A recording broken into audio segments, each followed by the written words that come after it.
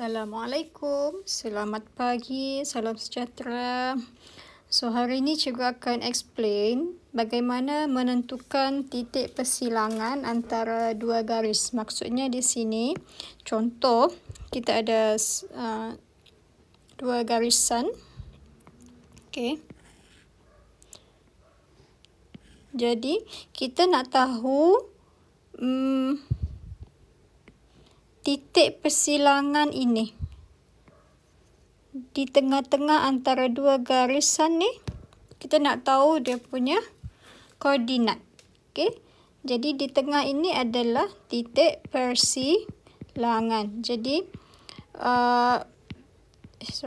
titik persilangan.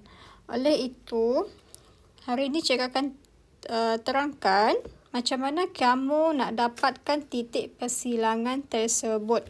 Okey. So basically kita akan cikgu akan tunjuk dua kaedah. Okey. Tetapi hari ini cikgu akan tunjuk satu sajalah dulu. Okey, kaedah yang boleh kita guna untuk menentukan titik persilangan adalah yang pertama secara melukis graf. Melukis garisan menggunakan graf.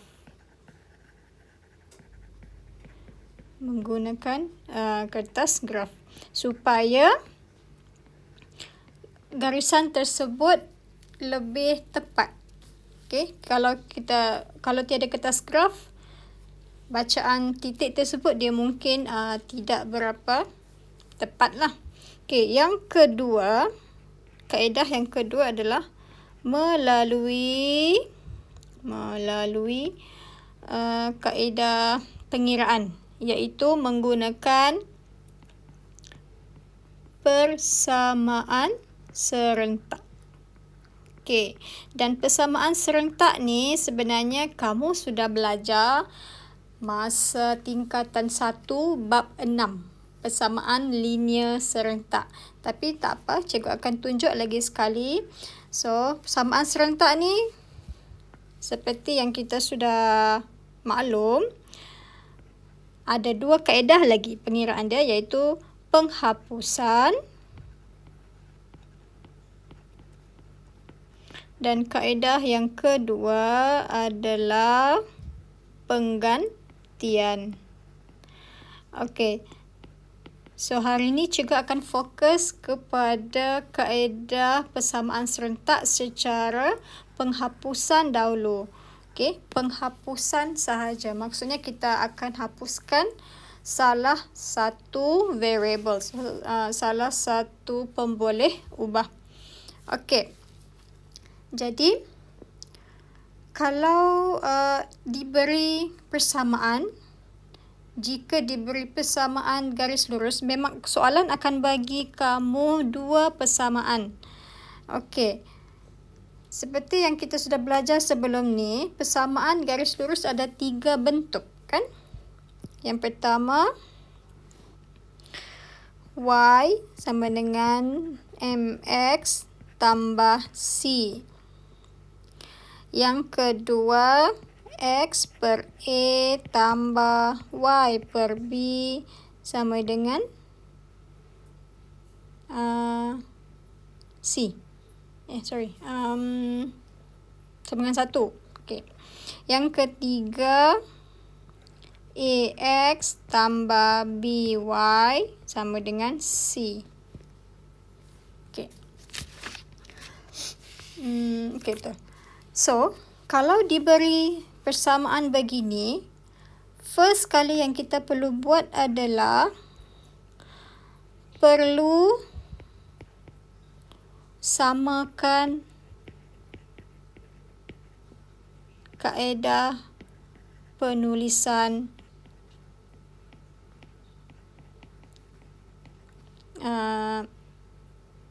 persamaan. Okey. Contohnya, kalau persamaan yang pertama dia bagi dalam bentuk yang pertama, persamaan yang kedua dia bagi dalam bentuk yang ketiga. Jadi, kita perlu ubah kedudukan dia supaya Y, X dan C berada pada satu rumah yang sama. Okey, macam mana tu? Macam ni.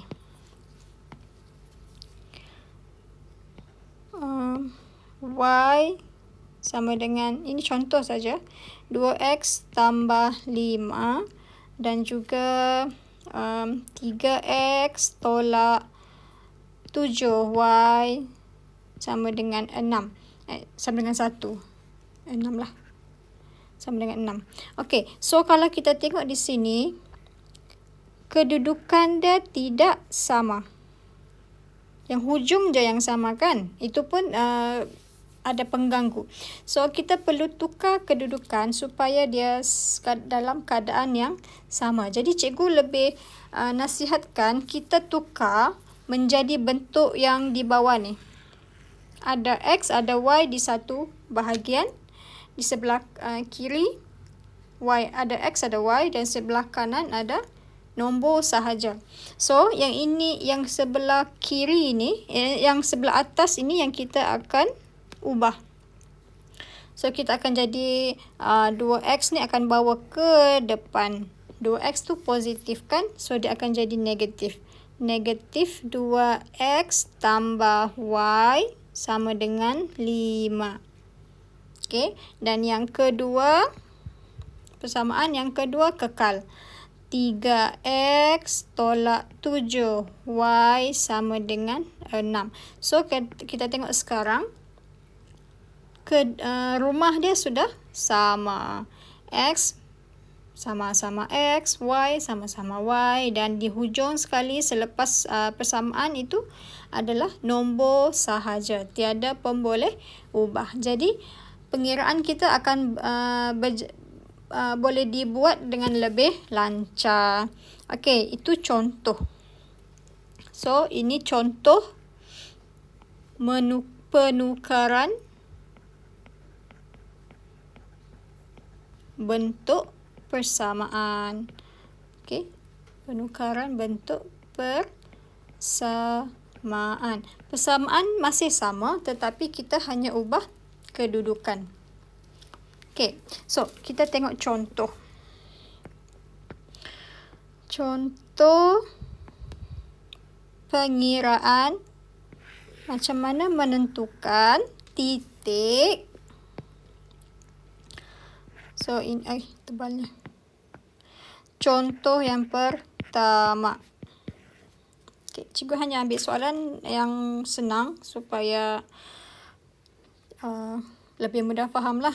Okay, so soalan yang pertama ni cikgu akan terus bagi yang tidak perlu ubah dia punya kedudukan. Contoh. Persamaan 1, X tambah Y sama dengan 5. Okay. Tak cantik. Okay. Persamaan yang kedua, 2X tolak Y sama dengan 4. Okey. So, sekarang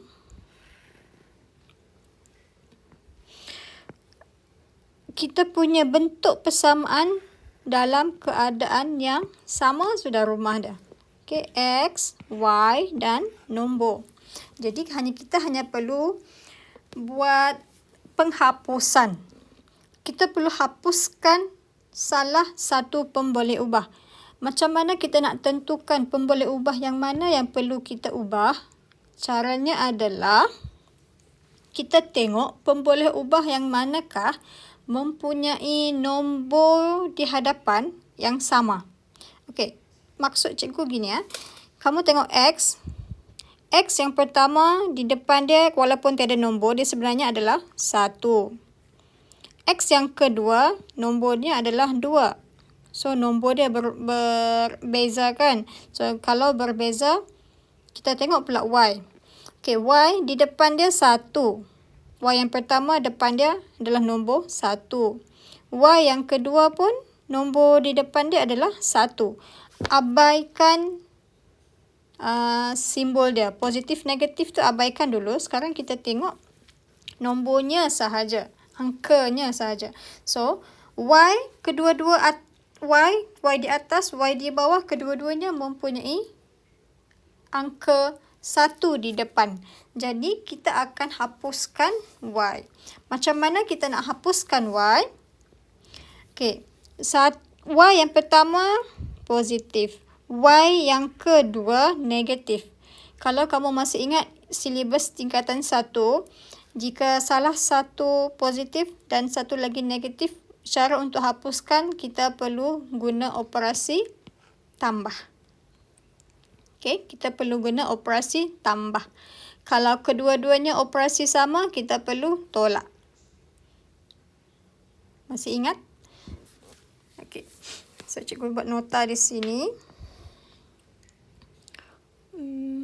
Okey. Sekejap, sorry.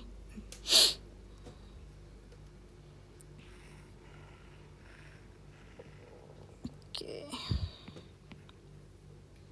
So, kita akan hapuskan Y.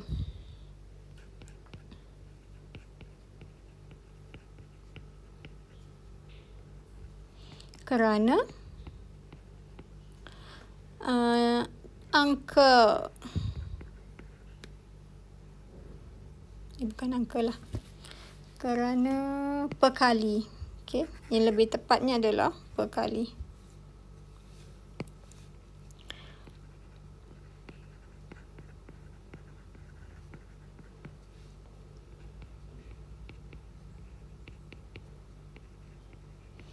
Mempunyai perkali yang bernombor yang sama.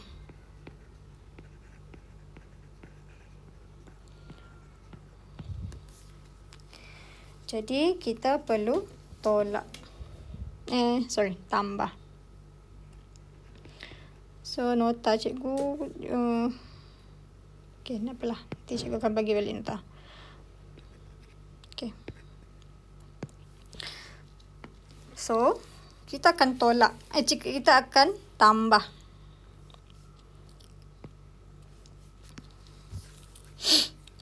Untuk hapuskan Y, kita perlu tambah. Tambahkan, pen merah lah.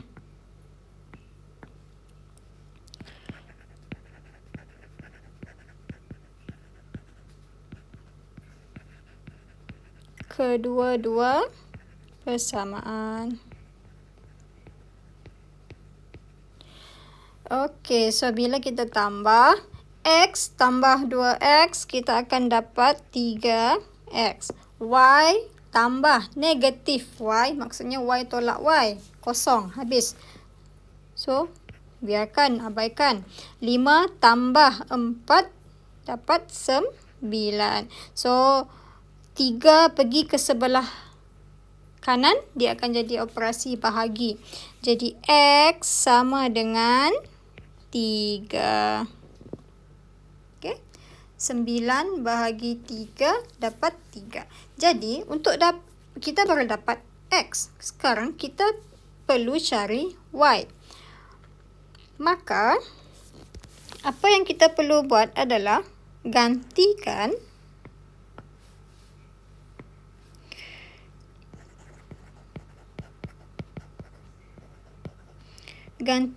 X sama dengan 3 ke dalam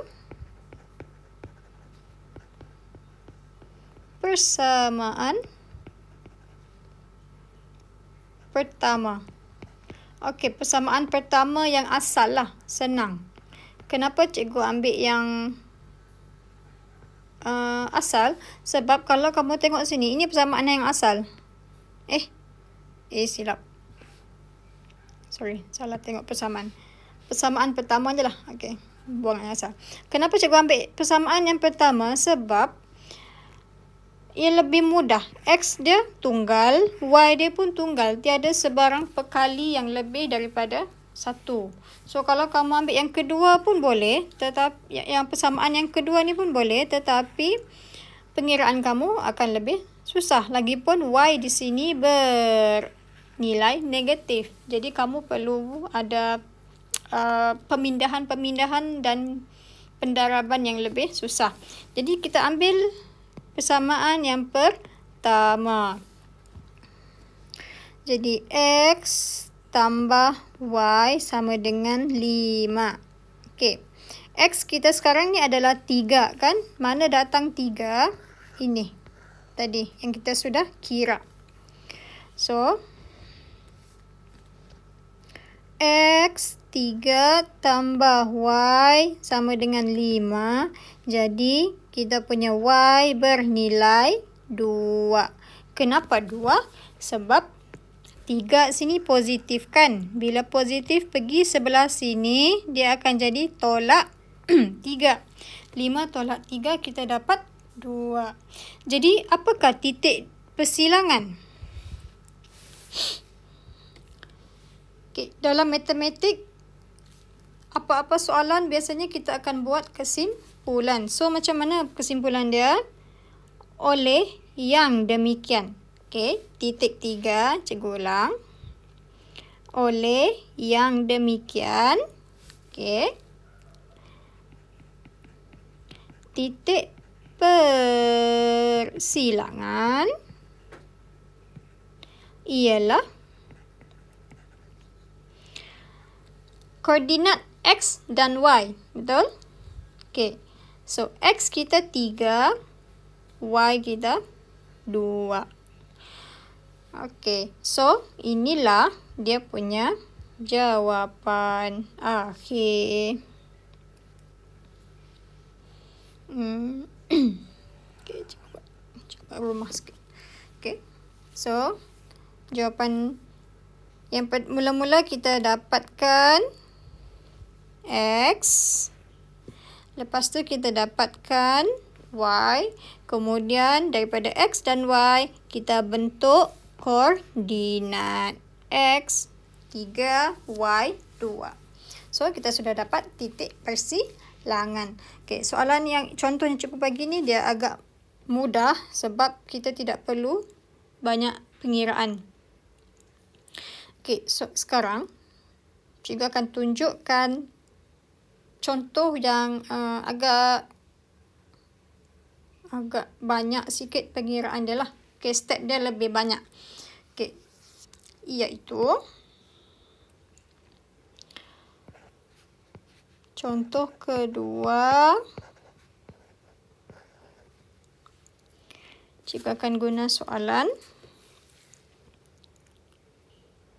Y sama dengan negatif 2X tambah 3.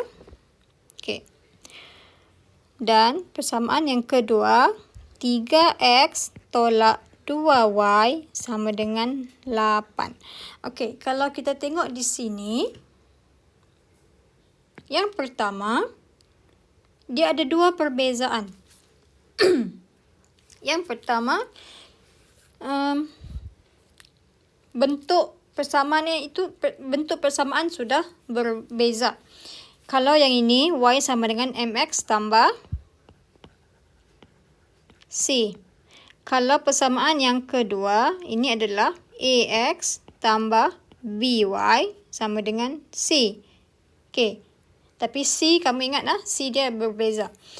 Jadi, dua bentuk yang berbeza dan juga susunan dia juga berbeza. Kedudukan dia. Ini Y di depan. Persamaan pertama Y di depan. Persamaan kedua X yang di depan. Jadi, kita tidak boleh terus buat pengiraan. Kita perlu ubah kedudukan. So, macam cikgu beritahu tadi,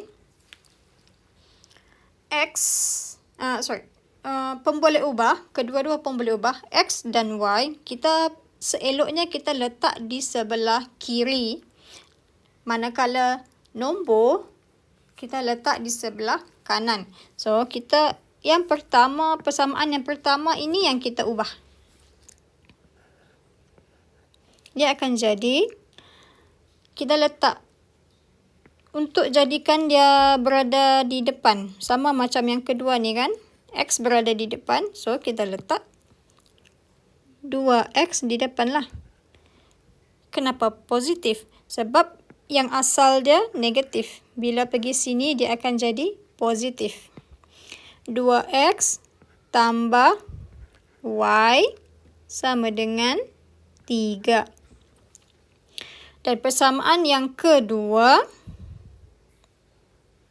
kita kekalkan iaitu 3X tolak 2Y sama dengan 8. Okey, itu perbezaan yang pertama. Perbezaan yang kedua, kalau kamu tengok sini, penghapusan atau kalau soalan ini sebenarnya kita akan guna penggantian, tapi sebab cikgu belum terangkan penggantian sebab dia lebih complicated sebenarnya. So kita akan buat penghapusan. Tapi macam mana kita nak hapuskan, sebab nombor di depan X dan Y kedua-duanya berbeza. Yang ini 2 dan 3. Yang ini 1 dan 2. So kita perlu samakan. Kita perlu samakan salah satu pemboleh ubah. So macam cikgu cakap tadi, cikgu akan lebih suka pilih yang lebih mudah. Jadi kalau cikgu mau samakan X 2 dan 3, kalau kita mau samakan, kita perlu jadikan yang dia X yang pertama ni jadi kedua-dua X perlu jadikan 6. Sebab kalau mau 2 jadi 3 tak boleh kan? 3 mau jadi 2 pun tidak boleh. Jadi kita perlu jadikan dia 6 lah. 2 darab 3, 3 darab 2. So nombor dia lebih besar. Bila lebih besar, pengiraan akan jadi lebih complicated, akan jadi lebih susah. Jadi kita mau elakkan semua tu. Jadi kita, kalau cikgu akan pilih samakan pemboleh ubah Y. Kenapa? Sebab di depan Y ni, yang pertama Y ni adalah 1. Jadi kalau 1, kita boleh darab dengan apa sahaja nombor untuk jadikan dia nombor yang kita mahu. Contohnya, kita mau jadikan dia nombor 2. So kita dah hanya darab 2 tanpa mengubah persamaan yang kedua. So persamaan kedua kekal, persamaan pertama sahaja yang kita ubah. So Y, untuk jadikan dia 2Y, kita perlu darab 2. Untuk darab 2, kita tidak boleh darab Y sahaja. Kita kena darab semua sekali dengan 2. Semua sekali persamaan. Seluruh persamaan perlu darab 2. So, persamaan yang terbaru yang kita dapat, 2X darab 2, 4X. Okey. Y darab 2, 2Y. 3 darab 2, 6. Persamaan yang kedua macam mana? Tiada perubahan. So, kita salin sahaja. Okay. So, kalau kita tengok di sini, nombor pada X masih lagi berbeza, tapi nombor pada pemboleh ubah Y sudah sama. Bila sudah sama, kita boleh buat penghapusan. So, macam mana nak buat penghapusan? Kita perlu tolak.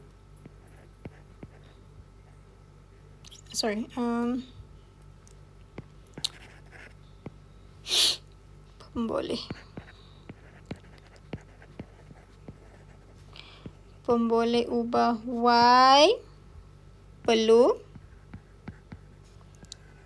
dihapuskan. Okey, macam mana nak hapuskan? Persamaan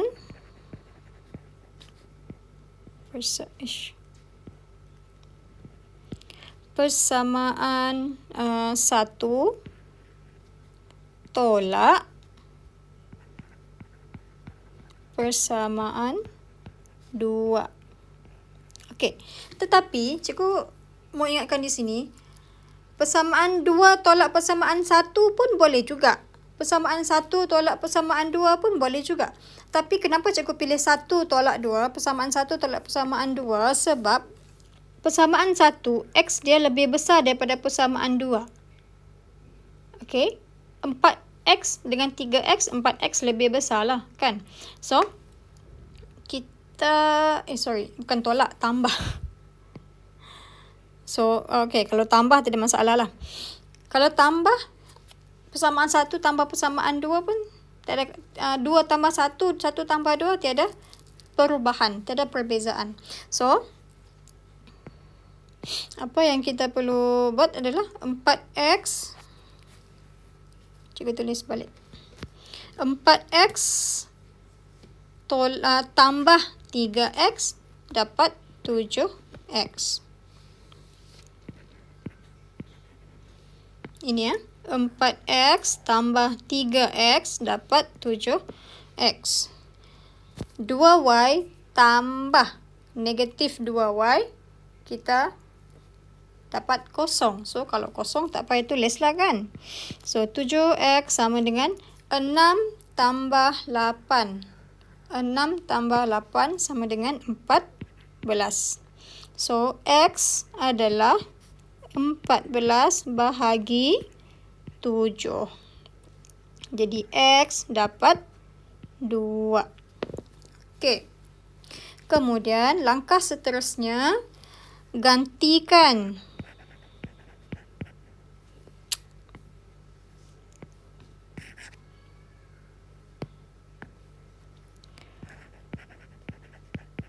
Gantikan nilai X yang kita sudah dapat. Gantikan X sama dengan 2 ke dalam persamaan 1 yang asal. Mana persamaan 1 yang asal? Ini yang di atas tadi. Kenapa kita pilih ini? Sebab kita mau cari Y kan? Dan persamaan 1, Y memang sudah sedia ada di depan secara tunggal. Okey, kita hanya perlu kira yang di belakang saja. Tapi kalau kita ambil persamaan yang kedua ni, kita perlu ubah lagi. Negatif 3X ni perlu pergi belakang. Kemudian ini ada negatif 2. Perlu ubah lagi, kena bahagi lagi. So, pemilihan persamaan mana yang kamu mau guna tu, itu sangat penting. Okey? Itu sangat penting. Okey. Kita sambung. So, Y sama dengan, ini persamaan asal lah, 2X, cikgu tulis balik Z. So, Y sama dengan negatif 2. X kita tadi, kita sudah dapat 2 tambah 3. So, ini tekan saja kalkulator dan kita akan dapat negatif 4 tambah 3, negatif 1. Jadi, kesimpulan dia, oleh yang demikian, titik persilangan ialah X, Y. X kita 2, Y kita negatif 1. So, mana datang negatif 2 dan negatif 1? Itu adalah dari yang kita kira tadi. X 2, Y negatif 1. Jadi, titik persilangan dia 2, negatif 1. Okey. So, harap semua faham. So, itu sahaja untuk hari ini. Sekian. Terima kasih.